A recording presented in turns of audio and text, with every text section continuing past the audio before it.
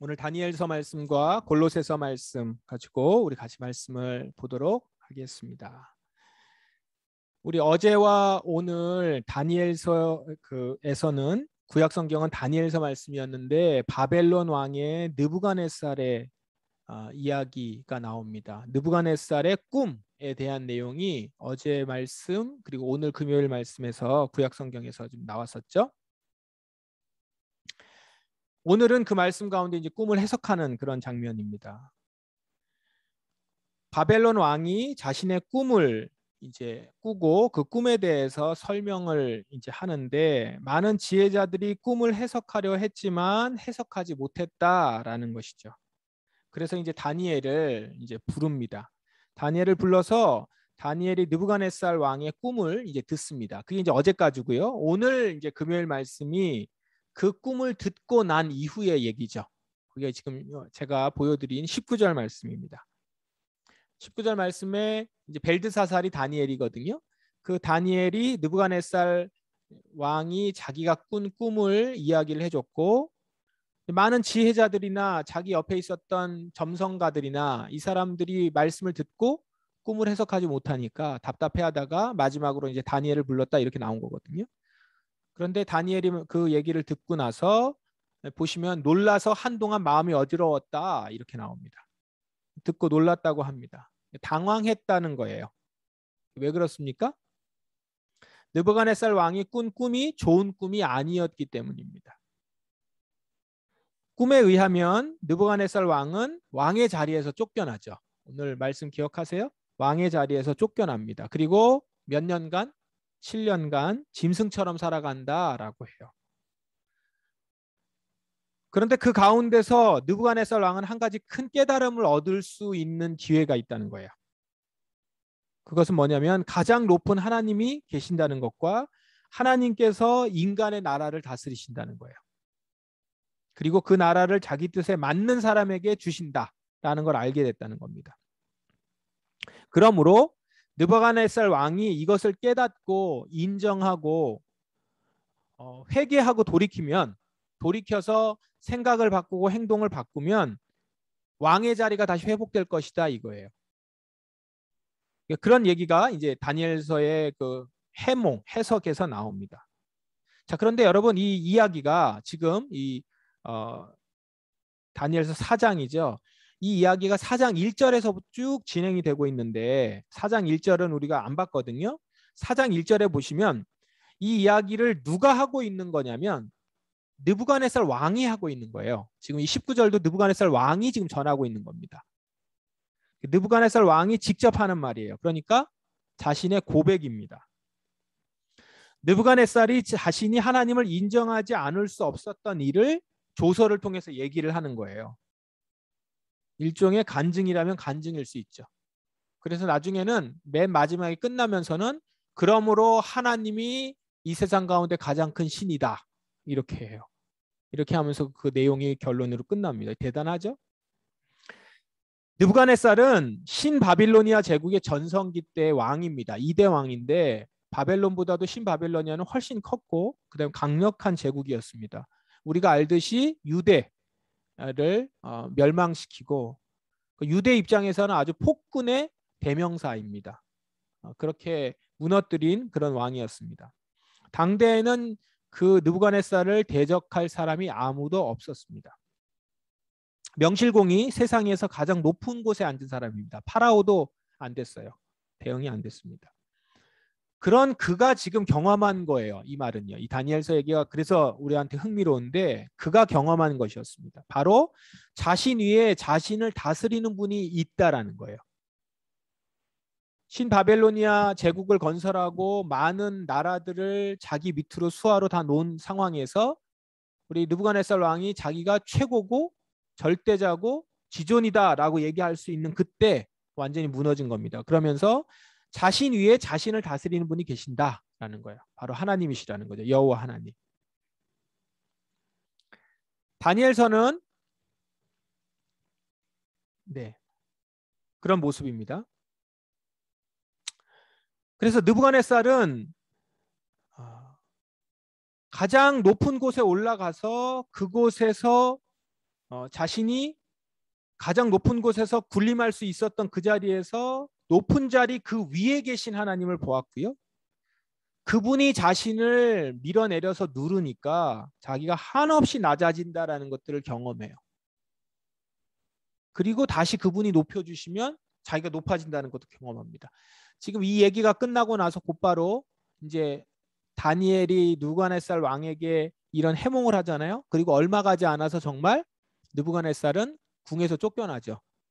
아마 약간 정신이 미친 것 같아요. 그래서 그 들에서 짐승처럼 살았어요. 손톱 발톱이 길고 울부짖으면서 이리처럼 울부짖으면서 살았다라고 나와요. 그렇게 7년을 살다가 정신이 들어서 회복되거든요. 그러면서 다니엘을 통해서 자기가 봤던 꿈이 진짜라는 것, 그리고 하나님이 자신을 세워줬다라는 것, 하나님을 인정하지 않을 수 없는 자리라는 것들을 깨닫게 됩니다. 느부갓네살은 하나님 손에 자기가 좌우되는 인간이었다라는 거예요. 그것이 이제 다니엘서 이야기입니다. 굉장한 이야기죠.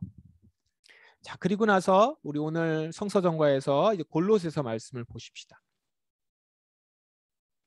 골로새서 말씀은 골로새서 2장이잖아요. 골로새서 말씀은 교회 공동체에게 하신 말씀이에요.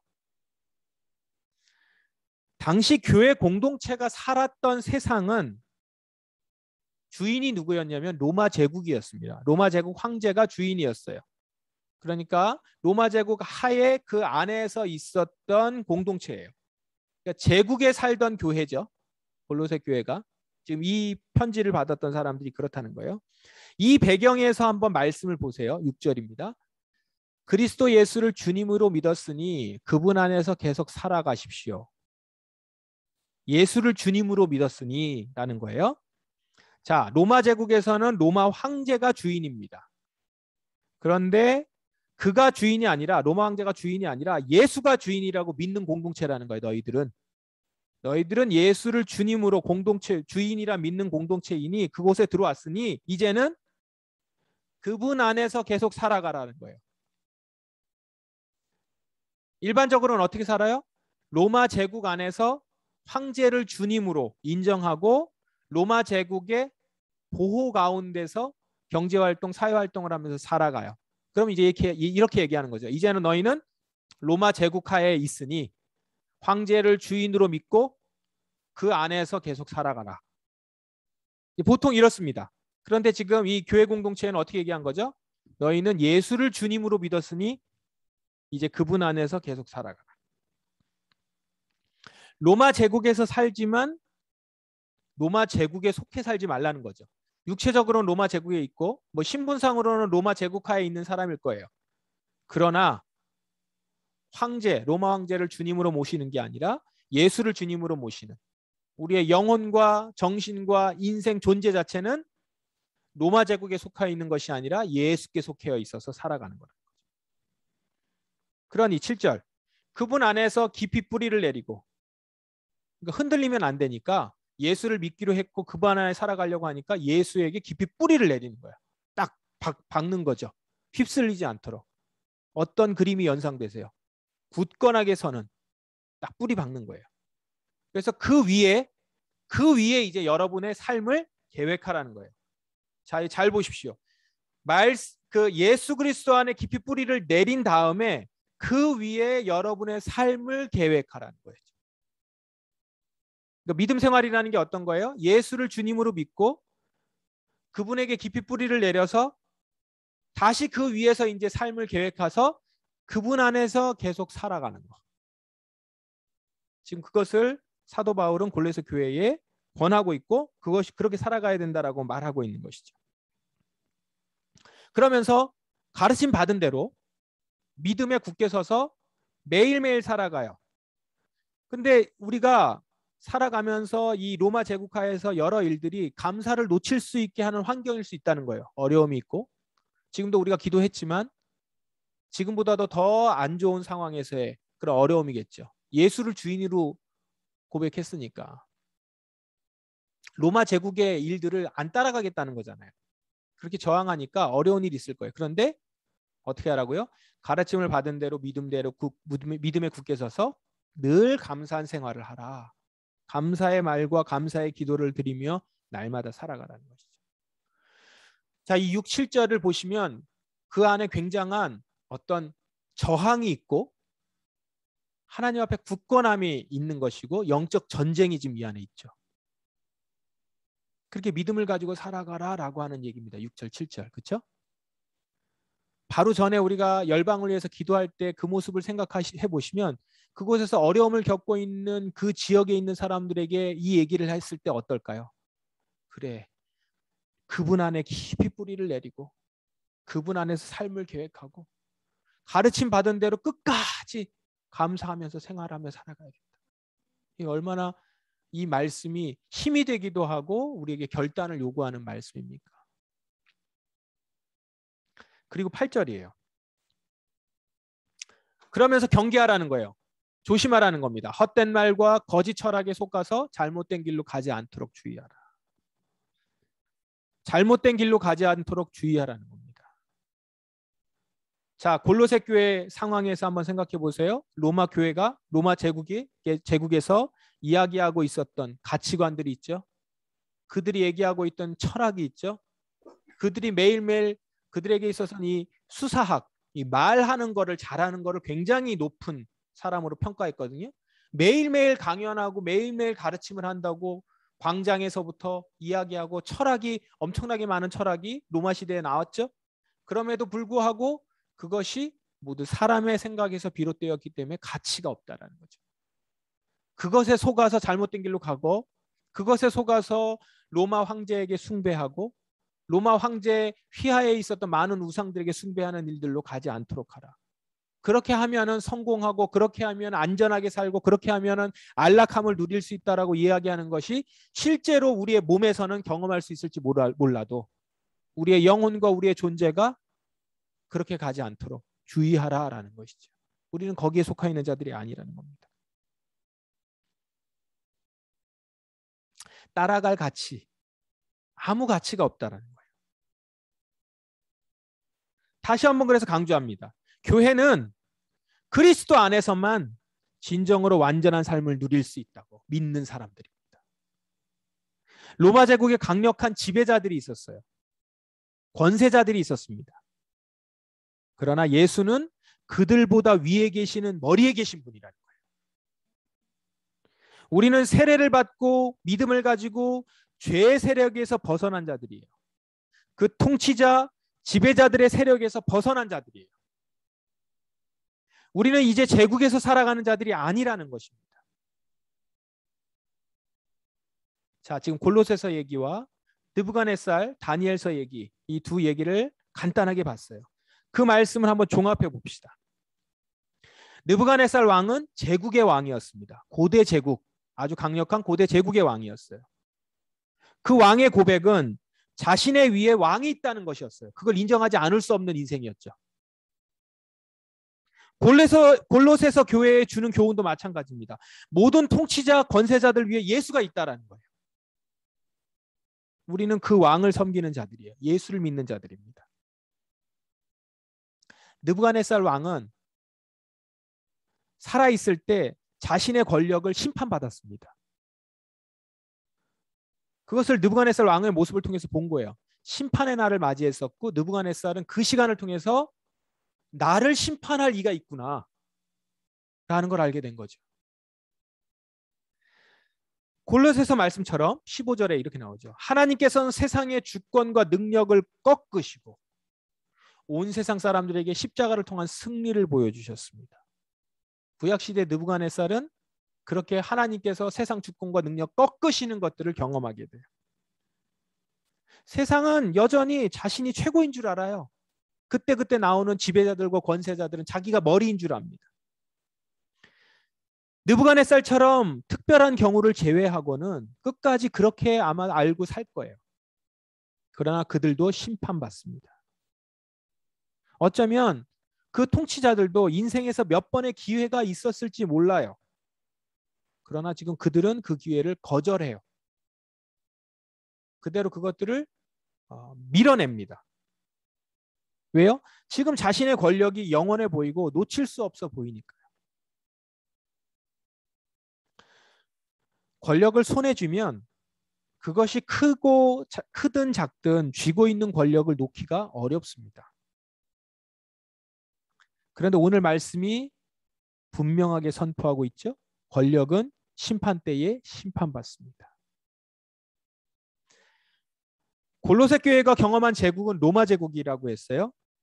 자, 그러면 오늘 우리에게는 어떤 제국이 있습니까? 우리가 사는 시대의 제국은 소비주의 시대입니다. 세계화라는 말을 우리가 많이 해요.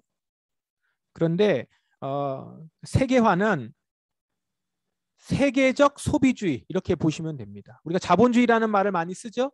그거보다는 제가 소비주의라는 말을 오늘 한 이유가 뭐냐면 우리에게 그게 더 적합해요. 자본주의는 어떤 그냥 경제 체제처럼 보이지만 실질적으로 우리에게는 그 자본주의 하에서 소비가 미덕이고 소비하며 살아가고 소비하지 않고는 경제가 돌아가지 않고 지금도 누군가가 물건을 사주지 않으면 나라가 망하는 것처럼 보이잖아요. 그죠? 그렇기 때문에 충분히 물질이 많음에도 불구하고 충분히 우리는 소비했음에도 불구하고 끊임없이 소비해야 되고 끊임없이 소비라고 하는 것은 다른 자연의 모든 것들을 낭비하고 다른 이들이 가진 것들을 그들이 가지고 있는 자원들을 가지고 와야 되고 그렇게 가져와서 우리의 소비가 될 때 다른 이들이 가지고 있는 불행들은 괜찮고 왜냐하면 그렇게 해서 돌아가야 되니까 그것이 소비주의가 가지고 있는 강력한 제국의 힘이거든요.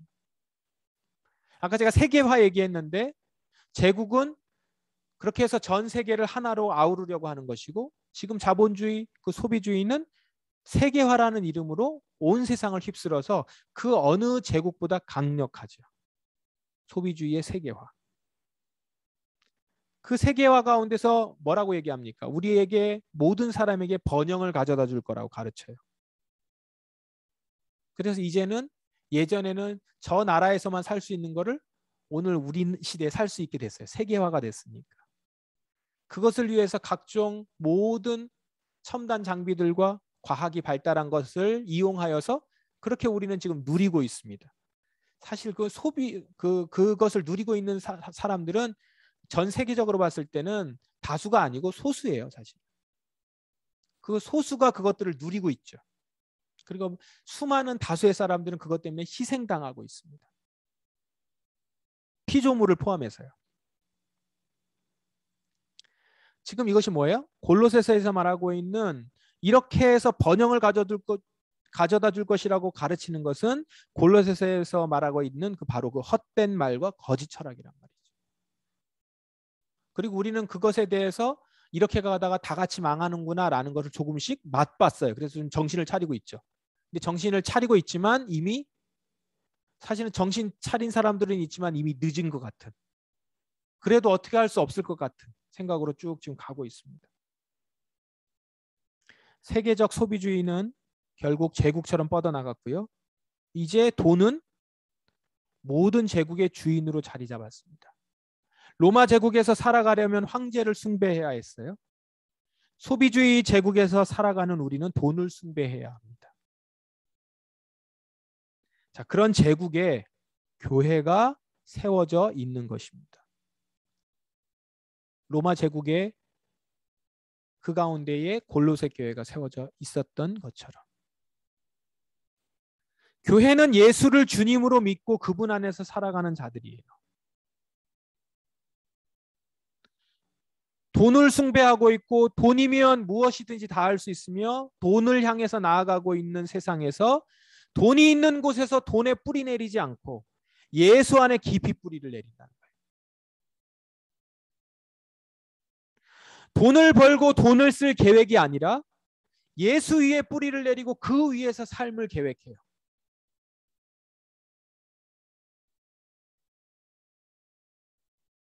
우리는요, 이 소비주의가 심판받을 것을 믿는 자들입니다. 그래서 우리는 돈을 사랑할 수 없어요. 그것은 같이 심판받는 일에 가는 것이기 때문에. 소비주의를 추구하지 않습니다. 돈을 좋아하고 돈을 놓지 못하는 소비주의는 심판받습니다. 교회는 이 소비주의 제국에서 예수를 좇는 자들이에요. 그 오늘 말씀을 토대로 해서 골로새서의 말씀을 우리에게 권면하고 계신다라는 것이고, 이 말씀의 토대로 고백 가운데서 오늘 시편 16편, 오늘 성서정과의 시편 말씀이죠. 그 말씀을 한번 보세요. 지금 살고 있는 시대의 소비주의 제국에 있는 교회 공동체로서 기도문을 한번 보시기 바랍니다. 한번 보세요. 제가 그 중에 몇 구절을 여기에 지금 발췌해 놨는데, 하나님이시여 나를 보호해 주소서. 내가 주께로 피합니다. 내가 여호와께 말합니다. 당신은 나의 주님이시니 주님을 떠나서는 어디에도 나의 행복이 없습니다. 이 세상에 있는 성도들은 영광스러운 사람들입니다. 나는 그 사람들을 자랑스럽게 생각합니다. 그러나 다른 신들을 따라가는 사람들은 커다란 쓰라림을 맛볼 것입니다. 나는 그런 우상들에게 피해 잔을 바치지 않겠으며 그 이름조차 부르지 않겠습니다. 여호와는 내가 받을 제산과 마실 잔을 정해 주셨습니다. 여호와는 내가 받을 몫을 안전하게 보호해 주십니다. 11절에 주님께서 내게 생명의 길을 보여주셨으니 주님의 앞에서는 나의 기쁨이 항상 넘치고 주님의 오른편에 있으면 언제까지나 기쁨을 맛볼 것입니다. 이것이 오늘 소비주의 제국에 살아가고 있는 교회의 고백입니다. 오늘도 우리는 나를 보호해 주시는 주님께 피하는 자들이에요. 피한다는 게 그 그늘 안에 들어갈 수도 있고 숨을 수 있는 것도 되지만, 오늘 골로새서 말씀에 따라서 한번 보면은 주님께 깊이 뿌리 내리는 거예요. 그래서 세상에 풍파가 오고 돈의 물결이 밀려와도 휩쓸려 가지 않는 겁니다. 그러면서 나는 고백하는 거예요. 당신은 나의 주님이시니 주님을 떠나서는 어디에도 나의 행복이 없습니다. 세상은 소비주의에 행복이 있다고 얘기하거든요. 그리고 행복한 것 같아요. 그런데 우리는 압니다. 그것이 심판받을 것이며 그것은 우리를 속이고 있는 것이라는 거예요. 그래서 오늘도 고백하는 거예요. 나의 주님이시여 주님을 떠나서는 어디에도 나의 행복이 없습니다. 이 세상에 있는 성도들은 그러므로 영광스러운 사람들입니다. 나는 그 사람들을 자랑스럽게 생각합니다. 우리는 그래서 우리 공동체를 보면서 자랑스럽게 생각하는 거예요. 우리 지난 주일에 주기도문 같이 말씀 이야기했는데, 주기도문을 고백하면서 사실은 서로를 바라보는 거예요. 함께 우리의 일용할 양식을 놓고 간구하는 서로를 바라보면서 당신은 영광스러운 사람들입니다. 나는 당신을 자랑스럽게 생각합니다. 우리 모두가 이런 성도가 되면 좋겠습니다. 다른 신들을 따라가는 사람들은 커다란 쓰라림을 맛볼 것이며 심판을 맛볼 것입니다. 나는 그런 우상들에게 피해 잔을 바치지 않으며 그 이름조차 부르지 않겠습니다. 주여 나를 보호해 주십시오. 우리 이 고백을 날마다 하는 자들입니다. 그리고 이 고백으로 서로를 격려하는 자들입니다. 이렇게 깨어있는 신앙으로 주님께 깊이 뿌리 내려서 흔들리지 않게 되기를 바랍니다. 오늘도 이 땅에서 하나님 나라를 사는 우리가 되기를 기도합니다. 각자의 처한 자리에서 헛된 말에 속아 결정하지 않도록 기도합니다. 세상의 가르침에 흔들리지 않도록 깨우쳐 주시기를 기도합니다. 심판의 날을 보여주셔서 우리가 갈 길을 분명히 가게 하여 주옵소서. 생명의 길을 보여주셨으니 주님 앞에서 항상 기쁨이 있음을 알고 언제나 그 앞에서 맛보는 자들이 되길 원합니다. 여러분의 이 고백 가운데 서시며 날마다 이 고백 가운데 승리하실 수 있기를 주의 이름으로 축원합니다. 함께 우리 기도하겠습니다. 말씀에 의지해서 기도하십시다.